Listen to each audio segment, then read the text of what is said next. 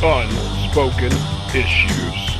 All right, ladies and gentlemen, welcome to the Unspoken Issues Podcast. We're bringing some more 90s comics discussion your way, and it is going to be one of my favorite subjects tonight, and that is crossovers where not only two properties of the same company. No, that's not happening here. We've got a character from Marvel crossing over with characters from DC or vice versa. So this is stuff that I really enjoy. I love to see what creative teams can do with the idea of these two colliding and what kind of a fun story we can get out of that. How did it happen? What's going to happen? Well, we're going to be talking about it right here tonight. Evan, you ready to talk some crossovers, some Marvel DC crossovers tonight? I am indeed. All right. I look forward to giving our readers, our listeners, access to these stories. Wow. I knew it was coming. Wow.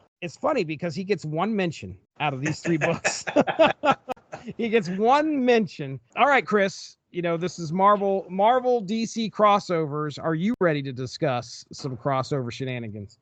I'm always ready. All right. So I want to know who came up with this idea, and was there anything that made you go, this would be a good topic? Yeah, I was thinking Marvel and DC are going to actually release an omnibus of all their crossovers and the amalgam books, with a few exceptions not being reprinted. But an omnibus of the Marvel DC crossovers, I think it's going to include everything except for JLA Avengers. So it's going to go back to the Spider-Man, Superman crossovers, the Titans, X-Men crossover from the 80s, all the way through all of the 90s stuff, including Marvel vs. DC, the Access miniseries, and I think all of the crossovers, including the ones we're going to talk about today. But yeah, that was kind of why I wanted to dive into some of these crossovers we haven't covered yet. We've done a few in the past: Spider-Man, Batman Punisher, I think, Devil's Reign with the Azrael Batman.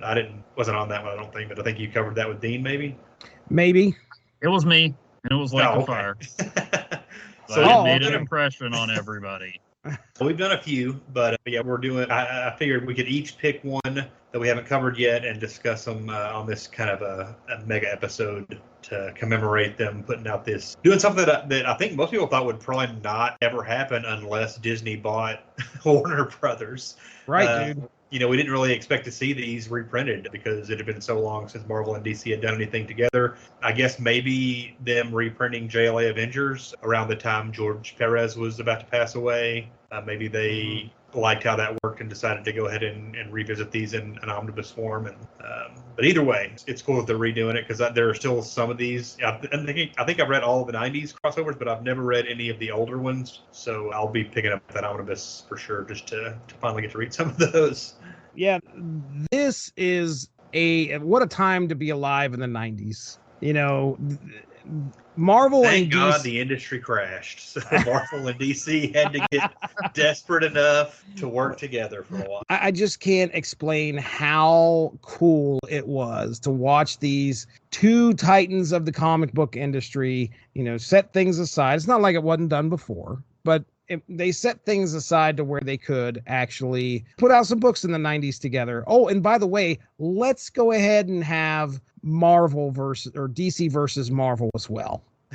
Let's see who could come out on top by fan vote. You get to experience not only these crossovers, some of these crossovers we're going to talk about tonight and some other ones that also happened, but you also had Marvel versus DC, which was going on at the time. And that actually ties in with what we're going to talk about at first. And I'll talk about that here in a second. But yeah, I mean, it was a time to be alive. So our first issue that we're going to get into is going to be Green Lantern, Silver Surfer. Is Green Lantern billed first? Because by golly, I want to get the billing right. Okay. Yes, he is. All right. So Green Lantern, Silver Surfer. Evan, what landed you here? Why did you pick Green Lantern, Silver Surfer? Primarily because it does tie into the larger Marvel versus DC. A lot of these crossovers, as much fun as they usually are, tend to be these standalones in a weird shared world where they couldn't actually, happen otherwise. And these could, because it specifies that they're in two different dimensions. It references events in those stories. I know, Jesse, when we did Lake of Fire, you probably don't remember this because nobody else remembers us talking about it. But there were some references to things going on in the Batman comics, but it was also like, oh, the Punisher just drove up from New York, which, clearly doesn't happen. Although, if you want to believe it is possible, then maybe it happened in that space where the worlds were merging in Marvel versus DC before they went full amalgam. So, if you're like me and need to explain stuff away like that, there you go. Mm-hmm. Or maybe it was between the pages of Avengers JLA in one of those realities where they were merged together. There you go. Yeah. Now, JLA Avengers is one of the few that is referenced outside, in actual, at least DC continuity. Mm-hmm. Yeah. Because Kurt Busiek wrote it, and then when he was writing JLA, he had a story with the Crime Syndicate, and in the first issue of JLA Avengers, their world is wiped out, and this storyline in JLA, he references their world being destroyed and brought back. And that's what kind of sets things in motion. And it talks about that the Justice League had help from another universe or whatever. So I always thought that was cool because that's the only Marvel DC crossover I know that was referenced in the actual continuity. I started to say official continuity, but who knows what DC's continuity is today. Oh, true. So yeah, Chris is right. It could have been in one of those realities. Thank you. That makes me feel better. Have you heard the idea that Wade and Busiek had initially for that JLA Avengers crossover, where they were going to just do it? They were going to swap Martian Manhunter and She-Hulk, right? Do what? Oh. What did you say? Well, there was the idea that they were going to have it like in the actual monthly books. Yeah, that's what I was talking about. Maybe that was Marvel versus DC. At some point, there was the idea floated that after it was either Marvel versus DC or JLA Avengers, that Martian Manhunter would have spent a year in the Marvel universe and She-Hulk would go over to DC for a while. But I think the lawyers nixed that. But that was talked about at one point. Initially, Wade was the writer on JLA at the time, and Busiek was the Avengers writer. And I think they got pretty far along in talks of just doing the JLA Avengers crossover in the monthly books. So it would be like a regular Spider-Man, Captain America crossover, except it would be in the separate publishers. Oh, wow. So JLA Avengers 18 would continue in JLA 47. Oh, wow. Like a normal crossover would. What a neat... That never happened, and they ended up doing the big crossover in the Prestige format. That would have been a neat concept to see. I'm sure, just like you said, the lawyers probably would have got involved, and it's probably going to be a lot easier if we do it this way because it's going to be a lot less legal tape. Green Lantern Silver Surfer, according to Mike's Amazing World of Comics, drops December 14th of 1995. All right, so on Ron Marz, just looking him over in Mike's Amazing World of Comics, his first entry is actually a story in Silver Surfer Annual number 3 in 1990. He is one of the few writers that balances work at DC and Marvel at the same time between 1991 and 1992. Normally, when I go over there to Mike's Amazing World, you usually see one guy's in Marvel for quite a while, then he's jumping over to DC. Ron is actually doing both at the same time, which is not something I usually see. Yeah. Now, he's primarily on Silver Surfer, but in January 1993, he begins doing work on Green Lantern Corps Quarterly number 4. And then by December of 93, he starts on the main Green Lantern series with issue number 48. Is that Kyle's first appearance? Kyle Rayner's first appearance. All right. Now, 1994 is also at that time, he's splitting Green Lantern and Silver Surfer writing duties until he steps away from Silver Surfer with issue 102 in January of 95. All right. Now, mind you, this book comes out December of 95. So he stays on Green Lantern after leaving Silver Surfer. So he's staying on Green Lantern, and then he starts picking up work at Valiant. Anybody want to throw out what he was writing in Valiant if they knew off the top of their head? He took over a book that was at issue number 44. That might help. So this is 95 Valiant. X-O Man of War. X-O Man of War, that's right. So Ron Marz is writing X-O Man of War from 44 to number 50. And then in the same week, this story drops. Then also does DC versus Marvel round 1. So both of these are on the shelves at the same time, which is pretty freaking cool. I did not realize they were that close together. Yeah. December 14th, 1995, at least according to Mike's Amazing World of Comics, it is on the shelf at the same point. Now, as for Daryl Banks, Ohio native, well, at least Ohio graduate, right? Evan, you know a little bit about Daryl Banks, don't you?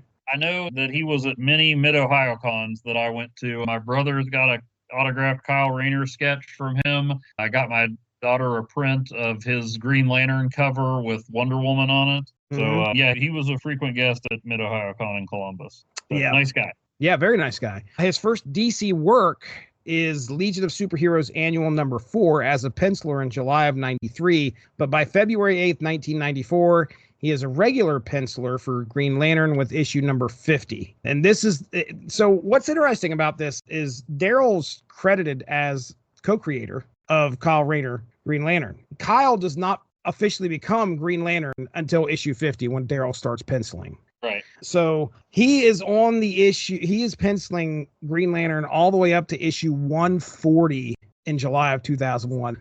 Yeah. That is a long time. 7 years on Green Lantern. So It's there hard to you get go. a penciler to do 7 issues these days consecutively. No kidding.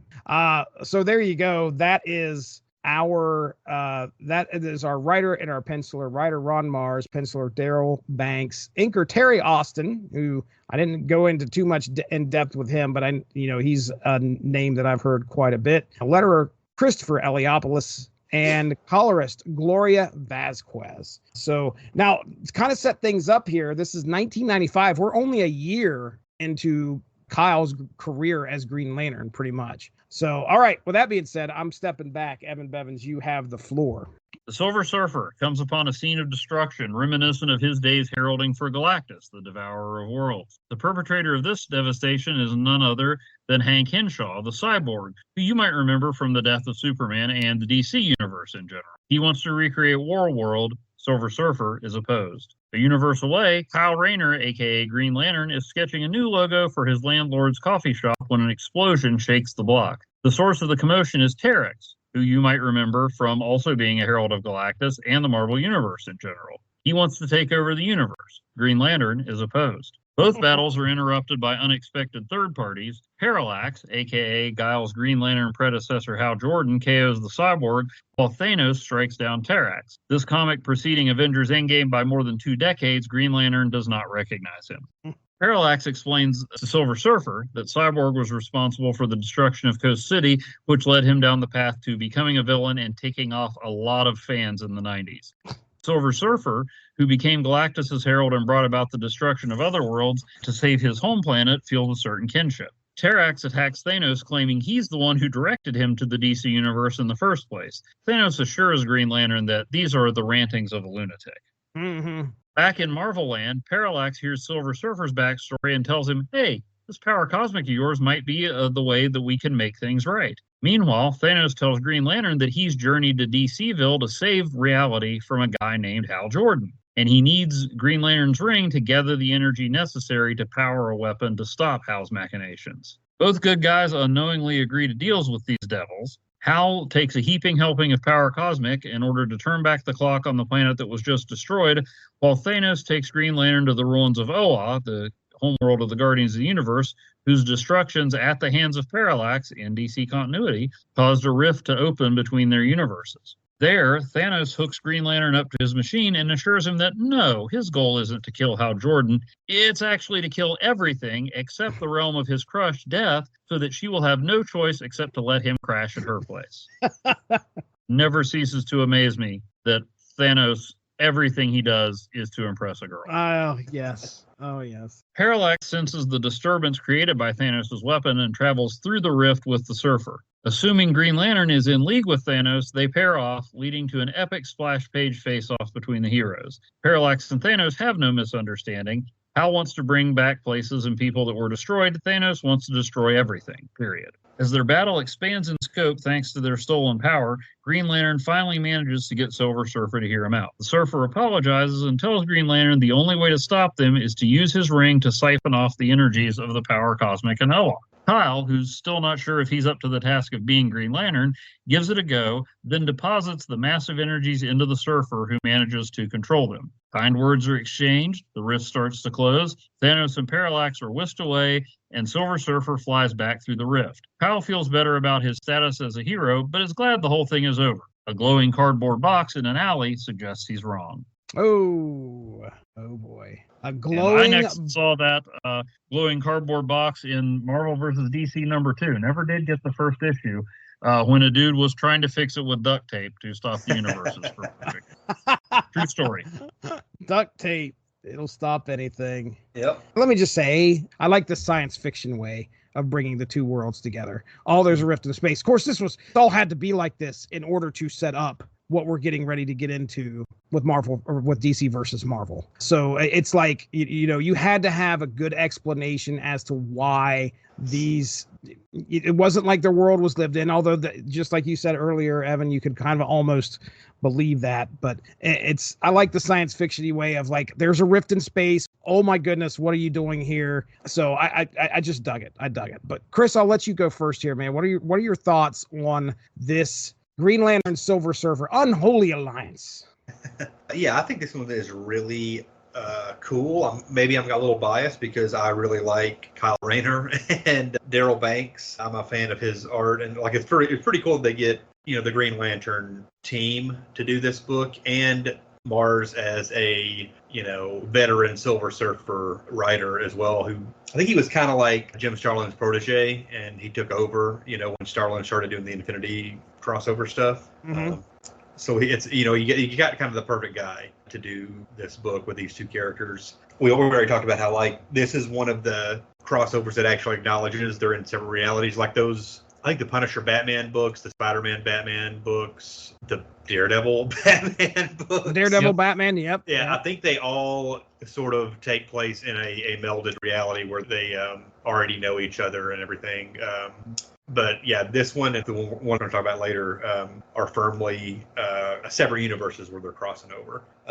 Another thing that kind of appeals to me, Thanos, one of my favorite, if not my favorite, supervillain character, is the big bad. And this is like the heavy hitters. Like it's Cyborg Superman, Terax, those are big deals. Big and names. they're like, yeah, and they're the minor villains in this one. Yeah. And then of course Parallax and Thanos are the big heavies. And this Thanos in this book, it's like, he's kind of overexposed really at this point because of, his involvement with the movies and at the MCU and stuff. Like there was a time, probably not even 20 years ago, where it wouldn't be that difficult to collect all of the Thanos appearances in comic books. Right. Even in the 90s when he was appearing a lot, he was a kind of a flare-up for 4 or 5 years, and then he disappeared and would only appear every once in a while until around the time the Avengers movie came out, and then he was just everywhere. This is classic, I want everyone to die, Thanos. Like my goal is the extermination of life.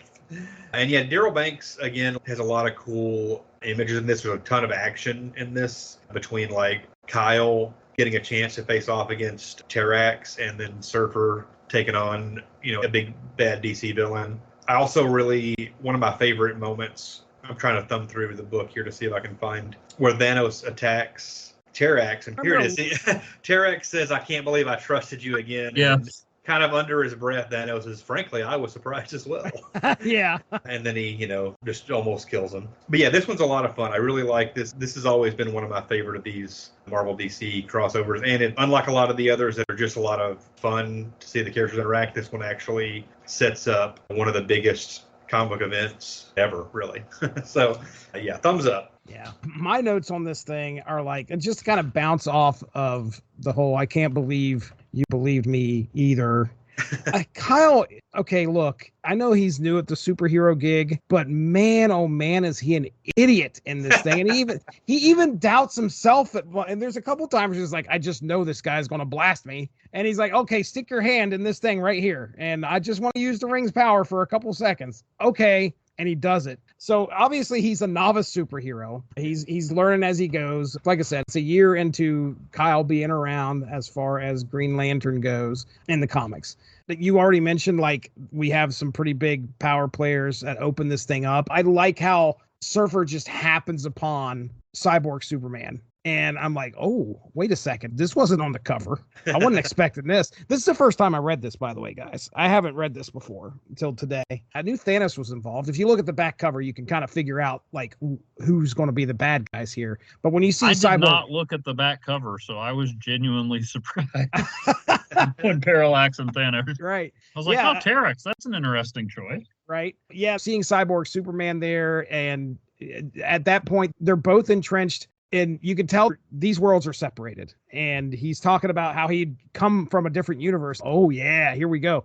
This is going to be good. So anyway, we open it up with Cyborg Superman and Silver Surfer running into each other, which was really cool. Kyle versus Terax was pretty cool. Terax, by the way, was whipping his butt. And I think Kyle knew that, geez, I'm kind of outmatched here. And then he watches Thanos handle him, grabs the blade of his axe as he brings it down. Classic superhero misunderstanding fight. Just got to have that. I knew Green Lantern and Silver Surfer were probably going to be at odds at some point. So it was classic. But I think the pairing of, Evan, you're the writer here. Is dichotomy a good word to kind of describe how, we got Parallax who wants to bring everything back, and we got Thanos who wants to destroy everything. Okay. So we got these two villains that are just diametrically opposed. You didn't even use ChatGPT for that. I might have to have it check my transcript later. But yeah, you got these two villains who are on the opposite side of the coins, which I knew enough about Hal Jordan to be sympathetic to kind of like what's going on, even though he went crazy and he killed a bunch of people. He's trying to make up for what he did in his own psychotic, crazy way. So I was like, I kind of felt for him. And then when Silver Surfer is like, yeah, here, and they both join hands and they're able to bring a planet back together. I was like, oh my gosh, what is Parallax going to be able to do with this? And then you watch Kyle Rayner essentially like, yeah, okay, Thanos, here you go. Here, check out my ring. Everything's fine. But again, both of their powers, these heroes from two different universes, are hooking up with these villains from two different universes in order to enhance these villains' powers. And it's really good. I mean, both of these pairs bounce off of each other. So I guess, and the good thing about that, you mentioned how we already talked about how they're written by people who are very experienced with these characters. And it makes sense for some of the elements of each character to kind of bleed into the other one. When you say it's Batman versus the Hulk, oh my gosh, you can't get two characters that are more far apart. This is a different story. This is a story where these characters almost kind of belong together. You can tell that there's definitely some similarities and they're not so freaking far apart. But anyway, there's my notes. I mean, as far as the story, I really enjoyed what I was reading. Like I said, it had the more sci-fi part of like, oh my gosh, these universes are crossing over with each other, these characters from these different universes, and it's setting up for Marvel versus DC, which is absolutely great. Your point about Kyle being an idiot. In order for the story to kind of flow and get through 48 pages, Surfer is kind of the same. Like he trusts Parallax a little too quickly, but I don't know. I would trust Parallax though. Like if Parallax came to me and said, "Hey man, can you do me a favor? Grab my hand. We're going to recreate a planet that got destroyed," and I'd be like, "Dude, let me see. I want to see this happen." So that's why I could forgive Surfer for doing that. Well, and keep in mind, Kyle doesn't know Thanos, but he does know Hal Jordan. That's true. And what he knows about Hal Jordan is that dude's nuts and will do anything to accomplish his goal. That's a good point. I mean, if the guy shows up and he says, "Hey, I need your help to stop Hal Jordan," then I would probably, after seeing what happened and what he's done, I would want to help as well. If he showed up and said, "Hey, there's this Kryptonian on your planet who's a problem," I don't think Kyle would have been fooled so easily. Yeah, I enjoyed it. I mean, I would echo a lot of what you guys said. I thought all four characters really got to the core of who they were at that point, which is Kyle's this guy who's in over his head and doesn't know if he can handle the power and responsibility, whereas Surfer still feels guilty about what he did. He sees a guy destroying a planet and he's like, "Oh, that's terrible. I used to help somebody do that." They really found the places where Silver Surfer had a connection. And I noticed that too with what you're talking about with the dichotomy of Thanos and Parallax, whereas, they're villains, but they literally want the opposite things. Yeah. Thanos wants to destroy everything, And Parallax, yeah, he goes too far and he does the wrong thing, but he's trying to do it he's trying to undo something horrible that happened. Mm-hmm. So, and I am not a Thanos scholar, but I like Thanos, the guy who, again, is just trying to impress a girl. That's why he does everything he does. Whereas the origin Jason Aaron gave him, where he's this cosmic serial killer, where he was just torturing animals as a kid and then uncomfortably murdering his mom and all this stuff. It's just, I made the joke a while back that Thanos used to be the kind of villain you could have a beer with. Sure, he wanted to kill everybody, but it wasn't really personal, and he was doing something stupid because of love. Yeah, you can relate to that, but also somehow in the middle of all that, Adam Warlock trusted him enough to give him the reality gem, and there was that brief, wonderful period where he was like, I'm not really doing too well at this conquering and destroying thing. I'm going to be a good guy now. Yeah. So magnificent. Far too short. Because he was still Thanos. He didn't change the way he acted. He was just like, I'm going to help people now. And everybody was like, no, thank you. Please go away. So I don't know. I liked that better than just like the guy who, tortures squirrels on one of Jupiter's moons or whatever and just keeps getting worse and worse. And so, so I like that in here. Like, he has kind of a sense of humor with that. Frankly, I was surprised you trusted me as well. Or when he's trying to convince Kyle, he's like, after all, what would I gain if all creation ceased to exist? And I'm like, oh boy. It gave me the same feeling, speaking of movie Thanos, when, in the 12-year-old, spoiler alert, but in the mid-credit scene in Avengers, when the guy says, we see the reveal of Thanos, and he says, to challenge the Earthlings will be to court death. And Thanos is just grinning. And you're like, oh, yeah, I know what that means. And people who hadn't been reading Marvel Comics were like, okay, that's a weird thing to say. But yeah, so when he's like, well, I mean, how would it benefit me if all creation was destroyed? Like, yeah, it would. It's like, Kyle, don't listen to him. Don't listen to him. So yeah, I enjoyed that. I mean, you can tell that Marz, even if you didn't know that he was the regular writer of Green Lantern and until recently had been the regular writer of Silver Surfer, you can tell he knows these characters. There's no, twisting things just to make it fit, which, I mean, I'll forgive a lot because I love crossovers. So, whatever you got to do, I'll give you some leeway on that. But I thought this was just really good, got to the core of all those characters and told a story that fit with them and made it feel like a natural pairing. Mm-hmm. I do really like Banks's art. I thought it was a little hard to follow at times in this. I don't know if maybe it's just been a while since I've read his stuff, or maybe this was earlier and he was still kind of developing his style. I usually think his style is a little cleaner than this. Not that it was bad by any stretch. I mean, and there's some great visuals in here, but some of it at the very beginning, it felt a little awkward to me. Although, again, as with every art critique I've ever given, infinitely better than anything I could. All right, well, let's go ahead. We'll get into picking the panel. Evan, this is your book. You get to go first. Or what's your panel of the book? Page 33. We'll forgive the Silver Surfer's diminished or possibly missing nose, but just Hal Jordan on the board with the Surfer when they burst through the portal and see Thanos and Green Lantern. Just that's I mean, I know he's not Green Lantern right then, but it's still Hal Jordan. He's still, the guy most of us think of as Green Lantern, even though I started reading with Kyle. It's got the graying at the temples like Reed Richards, and there's Hal Jordan riding the Silver Surfer's board. So cool. All right, I give it to you, Chris. I mean, as far as I am concerned, there's one in here that is like, I don't know how you're not going to pick it, but if you don't, I'm taking it for sure. Well, I'm going to give it to you because I'm going to go with page 40. Oh, wow. The first panel where Silver Surfer gets wiped out by a wave, a green wave, courtesy of Kyle Rayner. I didn't even think about that. Are you a Kyle Rayner homeboy? Is that what's going on here? I just like the idea that Silver Surfer gets taken down by a big wave. All right. Okay. Yeah. I mean, that's good. I never even thought about it being water. That's obvious, but sometimes I miss obvious things. That is good. I like that. Wait, right. Jesse, yeah. I know you're picking the obvious one, so would you like me to reveal it for you? Oh, yes, please. Okay. It's page 14 where Parallax is reflecting off the Silver Surfer's pecs. You know what? I was about to mention it earlier. When you're doing Silver Surfer and you want to make sure to get across that this dude is silver, there you go. Two well-placed Hal Jordan images on the pecs. That's hilarious. I'm afraid not.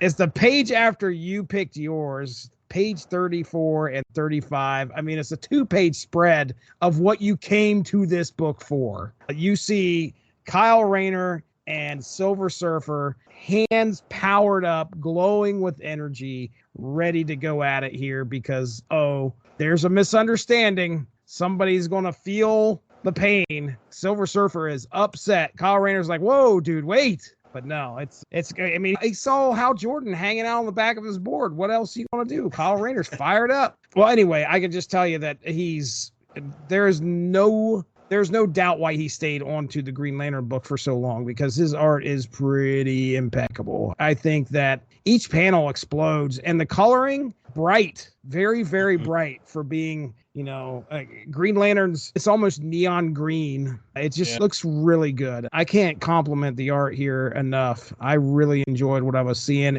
What's good about this is that it's not your standard comic book fare either. It's not like 9-panel grids. This is art's all over the place on this thing, and some panels bleed into other ones. That's how serious comics are done, Jesse, in 9-panel grids. That's what I understand.